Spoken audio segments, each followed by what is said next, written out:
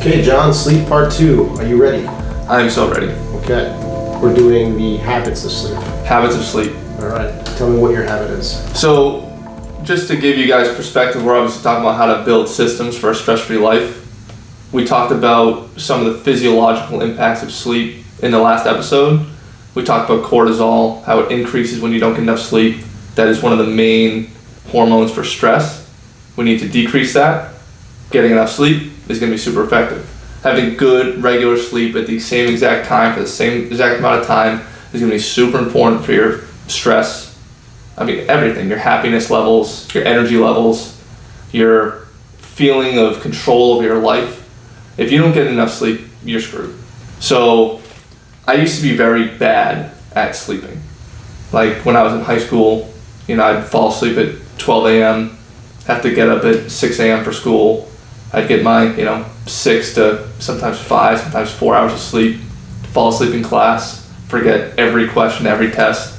And I thought I was just doomed with a bad memory. And I thought I was just a tired person, so on and so forth. Like I just thought I have bad genes, I don't know.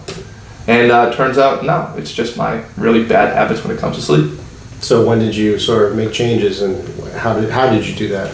It definitely started in college. I took it as a really big priority. I used to get made fun of a lot for going to sleep so early. And I'd go to sleep like 10. It wasn't even that early, especially compared to my life now. I'd wake up at 7. People were like, oh my God, you get up so early. I'm like, no, I think this is important. I don't know if it was when I listened to that Matt Walker podcast we talked about in the last episode on Joe Rogan, but at some point I had a shift where I was like, this is really important that I get enough sleep. I should probably start doing this. So definitely my freshman year at college when I started prioritizing it, I still wasn't all that good about developing really good habits, but I was definitely more consistent about getting my 8 to 9 hours every single night. But when you're in college, I'll be honest, college wasn't all that hard for me. I didn't work a job during it. I just made a whole bunch of money during the summer and just spent it all during the school year. Not a very effective strategy for saving money, but that's what I did. And so I just had my 12 to 15 credits, so I had plenty of time on my hands, so I could get enough sleep. But when you get older and you have more things on your plate, it gets tough to get enough sleep. You have kids and a job and so on and so forth. Kids will kill your sleep. Kids will kill your sleep, I'm sure. And now, question for you, do you feel like even though you have kids and a wife and a job, you own your own business, we do this podcast, so on and so forth, are you able to get enough sleep at night? Generally, yes. I do get disrupted. I do have a 2-year-old, so she does kind of come into my bedroom usually in the middle of the night. Mm-hmm. So it does get disrupted at least once per night. Other than that, it's really about being, owning my day and being really effective during the day. Because if I don't get done what I need to get done, the wheels are turning at night in bed. Yeah. So as long as I'm efficient during the day, then yeah. Then you're good. Yeah. Yeah, and this is one of the things I have to deal with as a personal trainer, is talking to my clients about sleep, and they're like, oh, I have kids, I work, so on and so forth. It's not possible. It's not going to happen. One of the things we talked about in the first podcast of building systems for a stress-free life is mindset. If you don't believe you're in control of your life is going to control you. But if you flip that on its head, you can actually have a lot more control than what you think. Just to give you some perspective of my personal schedule, now I don't need you to pity me. I'm not the world's hardest worker, but I do own my own company and I need to be at the gym at certain times, so this is what it sort of looks like. I usually am at the gym at 6 a.m. That means I have to be up at about 4:20, and I have to leave the house at about 5:20 because I live about 30 minutes away. I'm at the gym until about 7 p.m., 7:15 sometimes, and 30-minute drive home from work. I'm home about 7:45. So in order for me to get a full night's sleep, I need to be asleep by 8:20 to be able to wake up at 4:20 and be ready to go. This is usually 5 nights a week that I do this, so I have to do it pretty much every single day. You're working too much. Well, that's the thing. I don't work all that hard when I'm there, but you know what? I make sure to have fun. So I have I wouldn't say I have the world's tightest window for sleep. There's obviously people who work 2 jobs and people so on and so forth. Like they got crazy lives. And they have kids and so on and so forth. And they own a house. They have to take care of that. So I don't necessarily have the tightest window for sleep, but the window's pretty tight. So when I get home, I need to be as effective as possible to get to sleep as quickly as possible. So even if you have a tight window for sleep, it is possible to get your 8 hours because I never fail to do so. That's amazing. All the married people out there are probably cursing you. Yeah. Not married with kids people.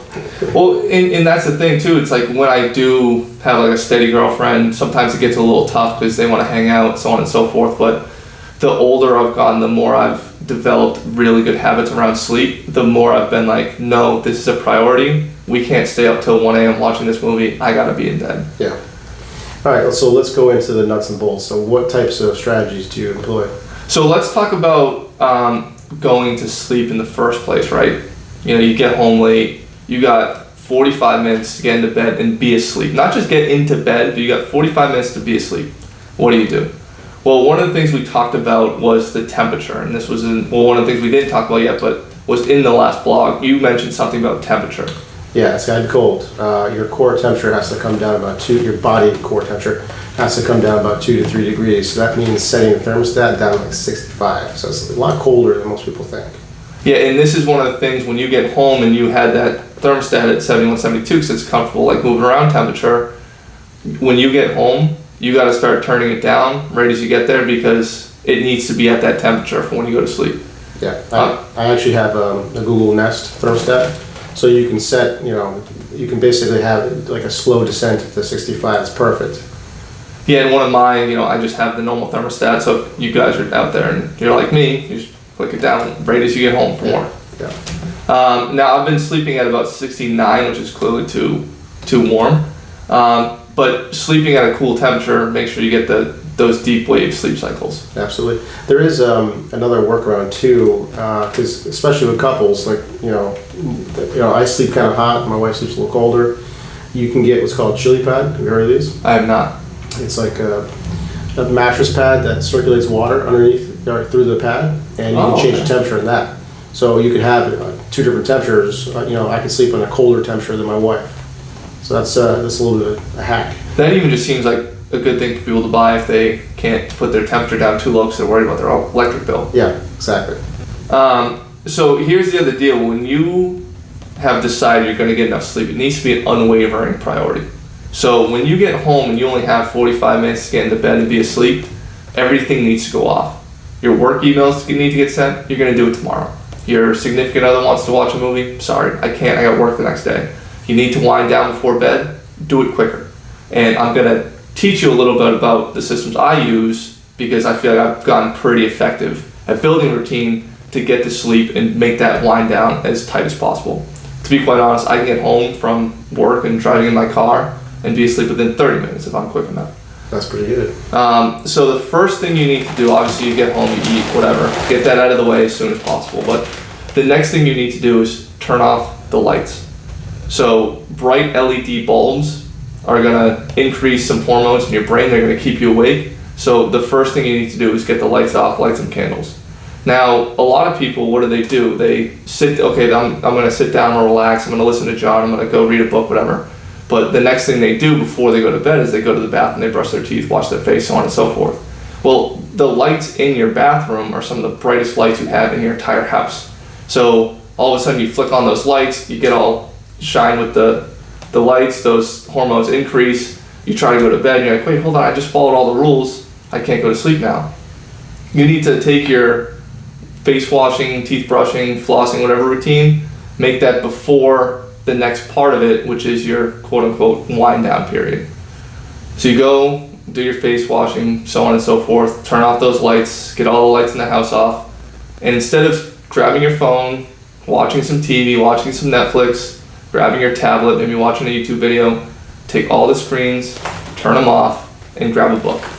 Even if it's a stimulating book, like I'm reading, Harry Potter right now, even books that are kind of exciting are still a good de-stressor at the end of the day that helps you get to sleep faster once you're done reading them.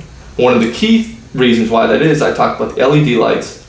Blue light is another one of those things that's on all of our screens that really has a negative impact on those hormones that you need to be able to sleep quicker and more efficiently and effectively. So grabbing a book is one of the most important things you can do.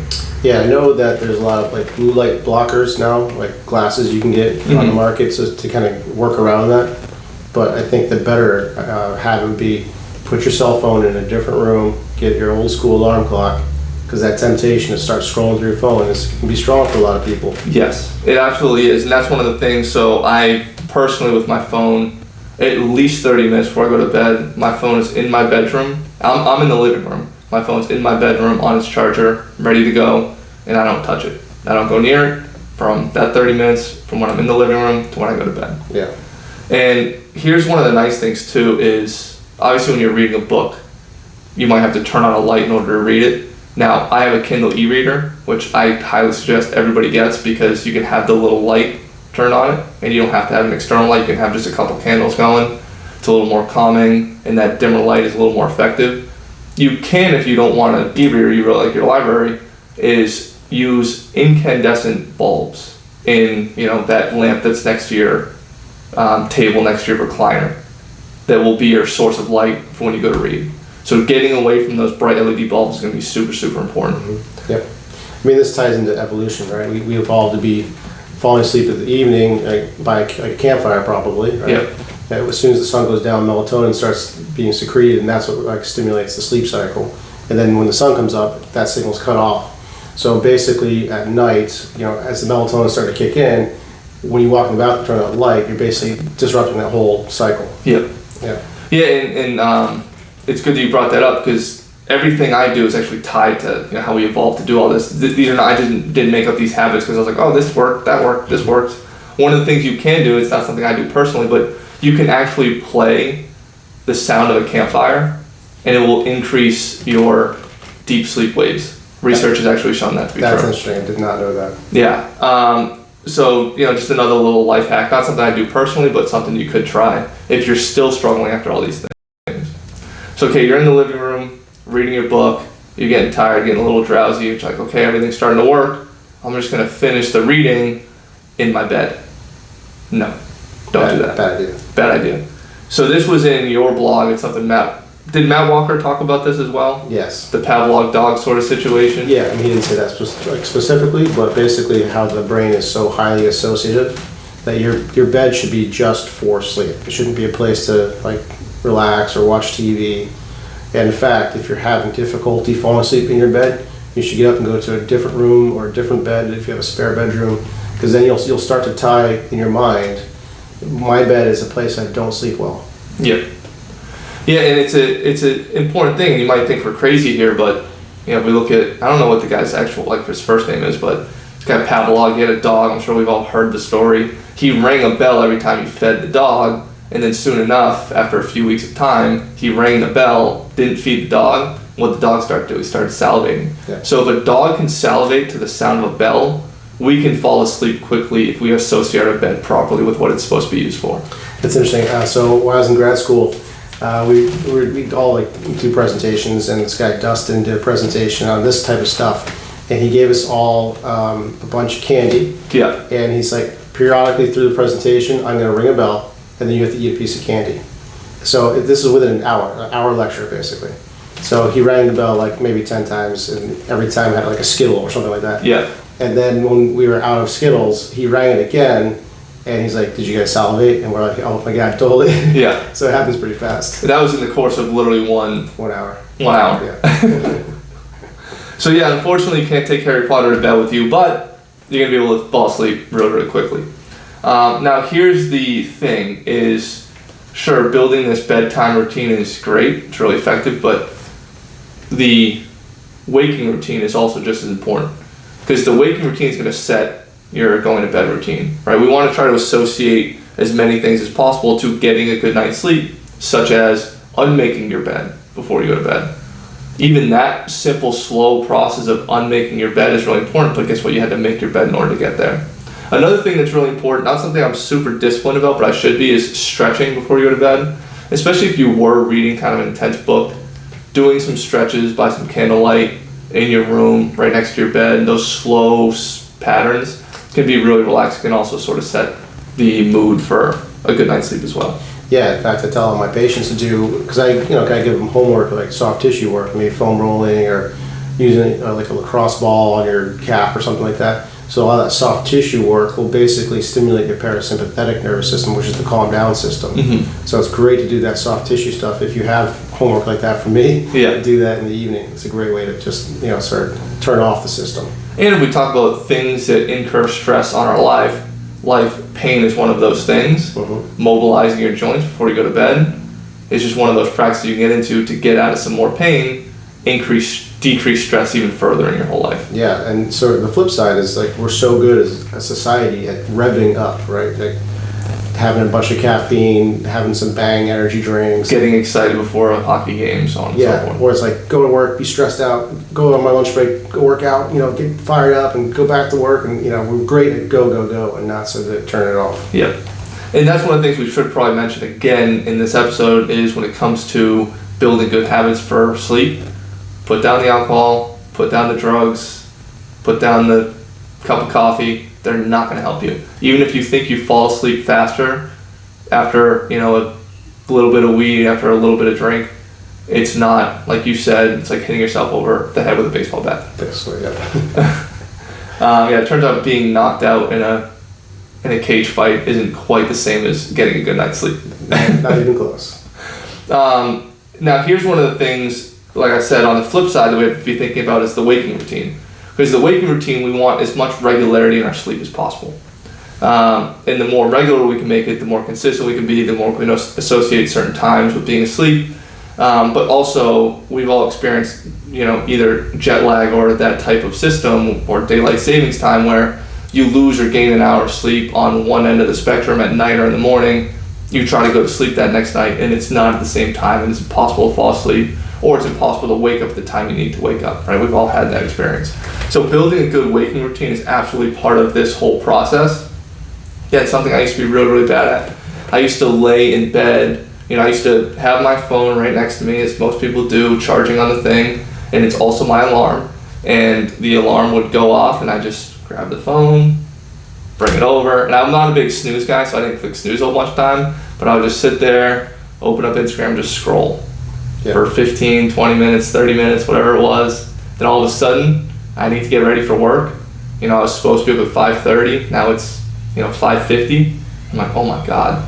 Now you have to rush. Like the whole time that I had to take that shower is now gone.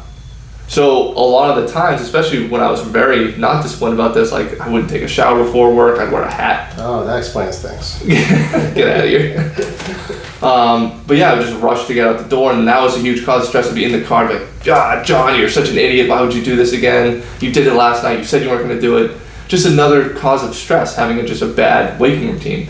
So I'll tell you my personal strategy for this, because I know a lot of us struggle with this. Actually, what is your waking routine? Do you have the phone right next to the thing, or is it across the room? What do you use for an alarm? Well, for a while, I basically was charging my phone in a different room and used an old school alarm clock. I was doing it for a long time. Now, the phone has re-entered the bedroom, but I don't scroll through it. I mean, sometimes at night, I gotta be honest. Yeah. But in the morning, I don't really touch it. It's, I just get up. I do have a coffee in the morning, because I just love coffee. And lately I've been fasting in the mornings. I'll watch the news and I basically plan out my day. I have a little daily planner. And then that's basically it. I usually wake up about an hour before I have to leave the house. I like a good solid hour before I'm out the door. It's just sort of like my quiet time. Usually I'm the only one up. Yeah. Sometimes I get a little work done even. Maybe I'll even blog at that time. That's basically my routine. Yeah, and mine, because I do have to, well, I don't have to, I suppose, but I do eat breakfast I have always give myself an hour, but it's a tighter window. Like I said, I wake up at 4:20, get out the door by 5:20 or so. So when I'm up, the first thing that happens is my alarm on my phone goes off, but my phone is across the room. So in order for me to go turn off that alarm, I have to get out of bed and I go turn it off. Now here's one of the things, because I know a lot of people miss their alarm, they'll show up to work late, oh sorry, my alarm didn't go off. I set 2. So I have my phone alarm that's always set for the same time, Monday through Friday. And then I also have an Alexa that's right next to my bed that I set for 5 minutes later, just in case. I never have had to use it, but just in case it happens, it's there.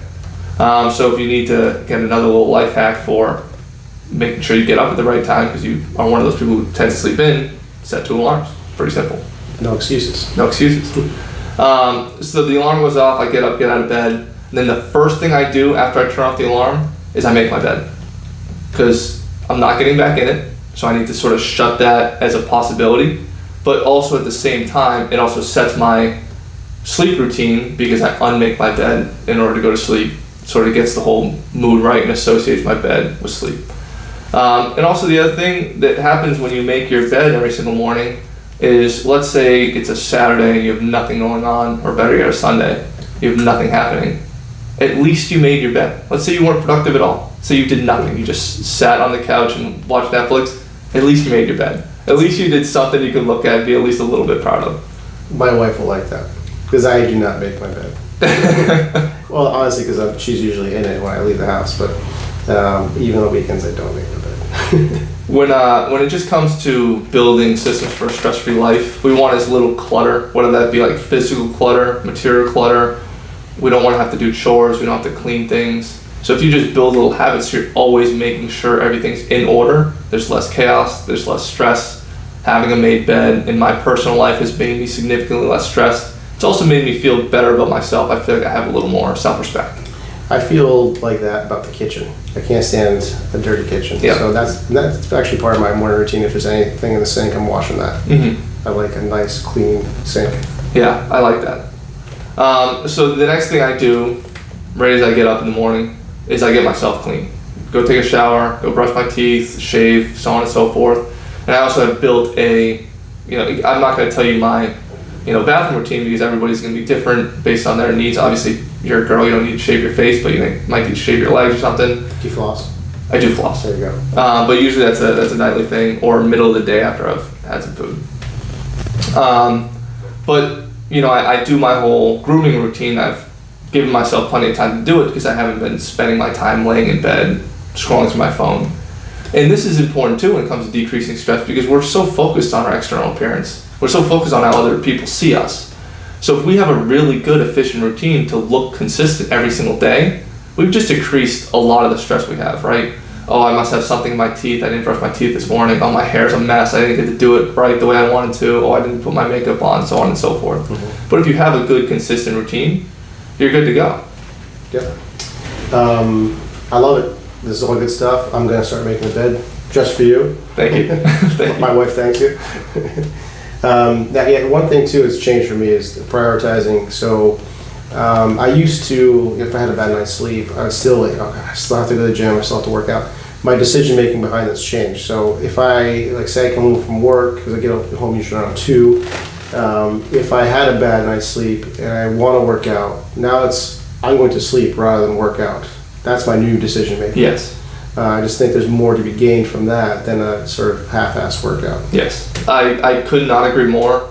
Obviously, the way we've put out these blogs and podcasts in this order for building a system for a stress-free life is intentional. We talked about mindset in the first episode. We're talking about sleep in the second episode. I actually think if you can create a good mindset and get more sleep, many of the things you need in life fall into place a lot better than just being like, I'm going to work out all the time and eat better.